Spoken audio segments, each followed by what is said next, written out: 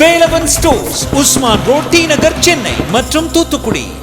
விழா காலங்கள் எல்லாம் வேலவன் ஸ்டோர்ஸோடு. வேட்டையன் திரைப்படத்துக்கு நல்ல எதிர்பார்ப்பு இருக்குது. சூப்பர் ஸ்டாருடைய ஜெயிலருக்கு அப்புறம் வரக்கூடிய படம், அதனால் நியாயமான எதிர்பார்ப்பு இருக்க தான் செய்யுது.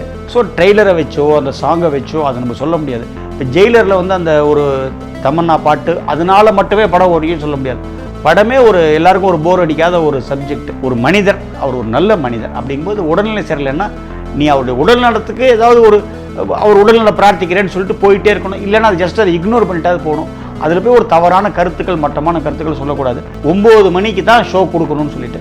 ஆனால் வெளி மாநிலங்களில் போடும்போது அதை வச்சு ப்ரெஷர் பண்ணி நம்ம அவங்க தயாரிப்பு தரப்பு வந்து அரசாங்கத்திட்ட கேட்டு பார்க்கலாம்.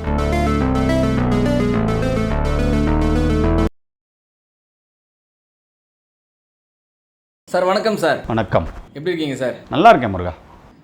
சார், போன வாரம் ரிலீஸ் ஆன மெய்யழகன், அதுக்கு முன்னாடி வாரம் ரிலீஸ் ஆன லப்பர் பந்து, இந்த திரைப்படங்களுடைய வெற்றிகள் எப்படி சார் இருக்குது வசூல் ரீதியாக?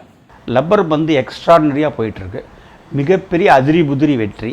மெய்யழகனை பொறுத்த வரைக்கும் அது ஒரு பெரிய வெற்றின்னு சொல்ல முடியாது, அதே நேரத்தில் கண்டிப்பாக தோல்வின்னு சொல்ல முடியாது.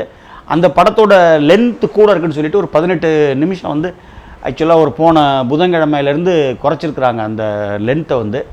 அதுக்கப்புறம் கொஞ்சம் சுமாராக இருக்குது. பட் ஒரு மிக பிரம்மாண்டமான வசூல் இல்லை அந்த படத்துக்கு. ஓரளவுக்கு ஓகே, அவ்வளோதான் சார். அதை தொடர்ந்து பார்த்தீங்கன்னா இந்த வாரம் வந்து கொஞ்சம் ஒரு 6-7 படம் சின்ன சின்ன படங்கள்லாம் ரிலீஸ் ஆகிருக்கு. உங்களுக்கு தெரியும், அந்த வெள்ளிக்கிழமை, கடந்த வெள்ளிக்கிழமை. இந்த படங்கள்லாம் வந்து உண்மையிலேயே பாக்ஸ் ஆஃபீஸில் வெற்றி அடைய நினைக்கிறீங்களா சார்? கண்டிப்பாக ஒரு பெரிய அளவுக்கு வெற்றி அடையாதுன்னு தான் நான் நினைக்கிறேன். அவங்க ரிலீஸை கம்ப்ளீட் பண்ணணுன்றதுக்காக ரிலீஸ் பண்ணுறாங்க. சிறு முதலீட்டு படங்கள் வெற்றி அடையணும்னு தான் எங்களுடைய குறிக்கோள். அதுக்கு நாங்கள் அவங்களுக்கு எந்த உதவியுமே செய்ய முடியாது. படம் ரிலீஸ் ஆகி அது தியேட்டரில் வந்து அது மக்கள் பார்த்துட்டாங்கன்னா வெற்றி. அது நம்ம சொல்லவே முடியாது நம்ம அது.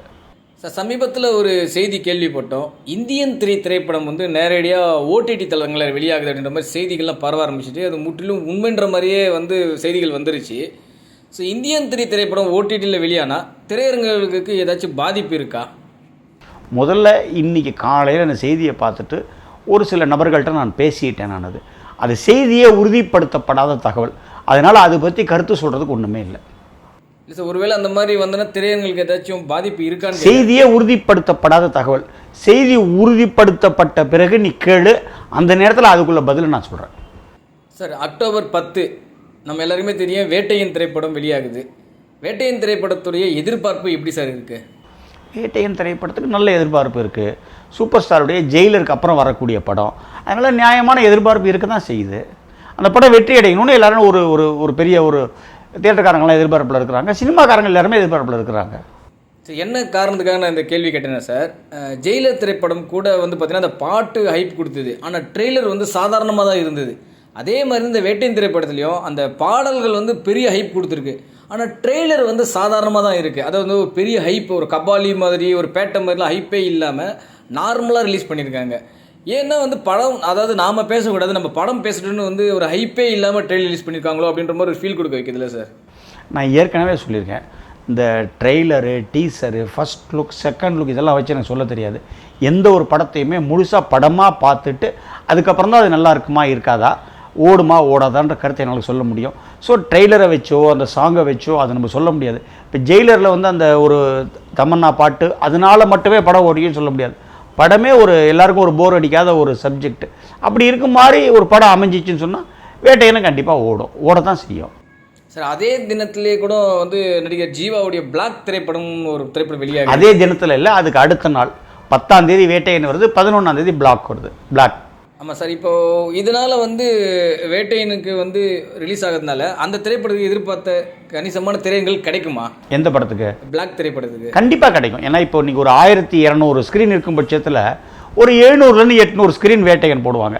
மிச்ச ஸ்க்ரீன் கொஞ்சம் பழைய அந்த ஏற்கனவே ஓடிட்டு இருக்கிற படங்கள், கொஞ்சம் சில படங்கள் கண்டினியூ ஆகும். சில பெரிய மல்டிப்ளெக்ஸ் மால்ஸ் அந்த மாதிரி ஸ்க்ரீன்ஸில் தனி திரையரங்குகளில் ஒரு 200 திரையரங்கம் கண்டிப்பாக அந்த ஜீவா படத்துக்கு கிடைக்கும்.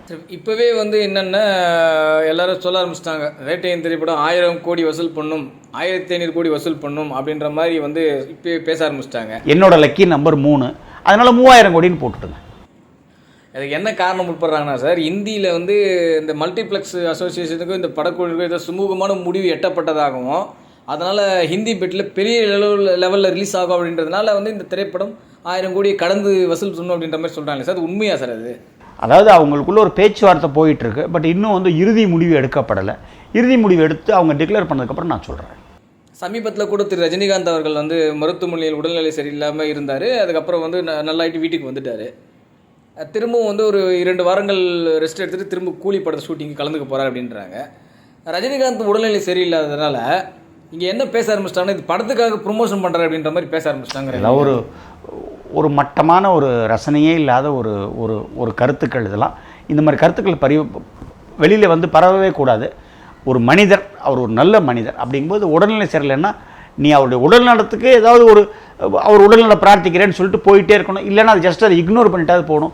அதில் போய் ஒரு தவறான கருத்துக்கள், மட்டமான கருத்துக்கள் சொல்லக்கூடாது. ரெண்டாவது, இன்றைக்கி டிவியில் ஒரு இன்டர்வியூ, லோகேஷ் கனகராஜோட இன்டர்வியூ பார்த்தேன். அதில் வேட்டையன் படத்தில் அவரோட போர்ஷன் பூரா முடிஞ்சிருச்சு, சாரி கூலி படத்தில் முடிஞ்சிருச்சு அப்படின்னு சொல்லி அவரே அந்த பேட்டி இன்றைக்கி நான் பார்த்தேன், டிவியில் பார்த்தேன்.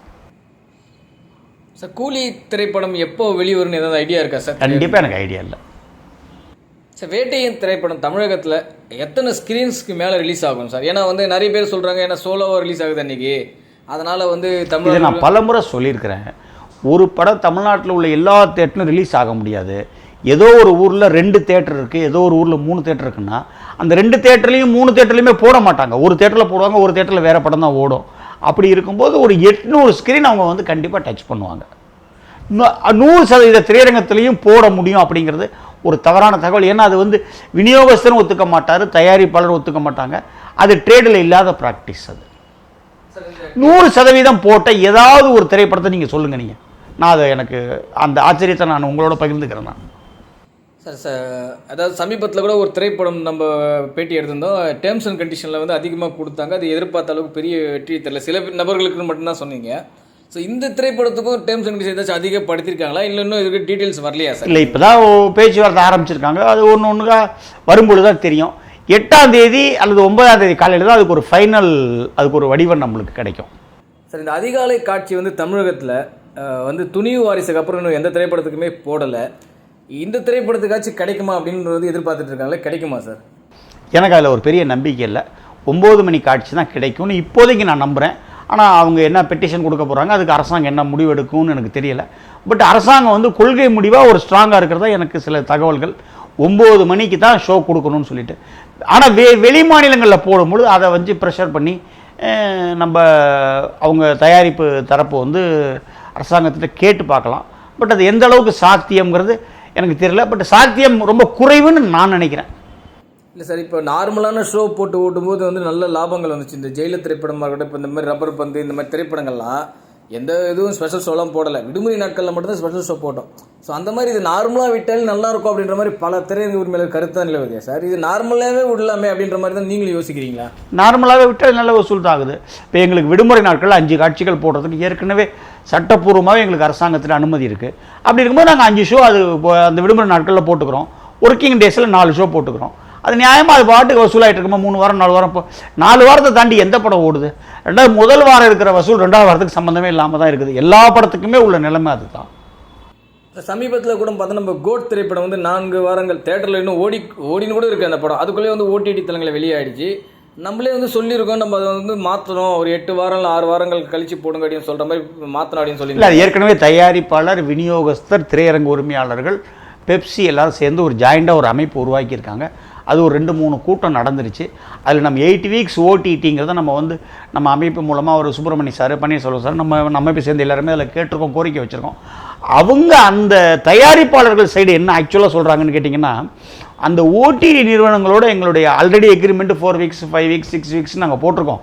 அதை 8 வீக்ஸாக மாற்றும் பொழுது எல்லா விதமான டேர்ம்ஸ் அண்ட் கண்டிஷன்ஸும் மாறும், அந்த விலையிலையும் வித்தியாசம் வரும். அதெல்லாம் நாங்கள் சரி பண்ணிவிட்டு உங்களுக்கு நாங்கள் அதை பண்ணித்தரோங்கிற மாதிரி அவங்க வாய் வார்த்தையாக சொல்லியிருக்கிறாங்க. இன்னும் அது வந்து ஒரு ஒப்பந்தமாக நடைமுறைப்படுத்தப்படலை. அந்த நடைமுறை வந்து சாத்தியமா சார்? விரைவில் சாத்தியம். ஏன்னா அந்த அமைப்பில் வந்து தியேட்டர் அசோசியேஷன் இருக்குது, டிஸ்ட்ரிபியூட்டர் அசோசியேஷன் இருக்குது, ப்ரொடியூசர்ஸ் அசோசியேஷன் இருக்குது, நடப்பு ப்ரொடியூசர்ஸ் அசோசியேஷன், எல்லாரும் சேர்ந்து ஒரு முடிவு எடுக்கும்போது அது ஒரு நல்ல முடிவு கண்டிப்பாக எட்டப்படும். சார், கிட்டத்தட்ட இந்த 2024ஆம் ஆண்டு 10 மாதங்கள் கிட்ட முடிய போகுது. இதுவரை வந்து தமிழ் சினிமா ரிலீஸ் ஆன படங்களில் எந்தெந்த திரைப்படங்கள் சார் லாபம் கொடுத்த படமாக அமைந்திருக்கு?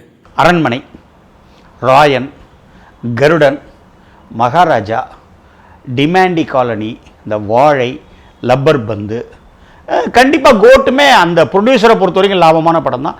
தியேட்டருக்காரங்களை பொறுத்த வரைக்கும் 90% பேருக்கு லாபம் தான்.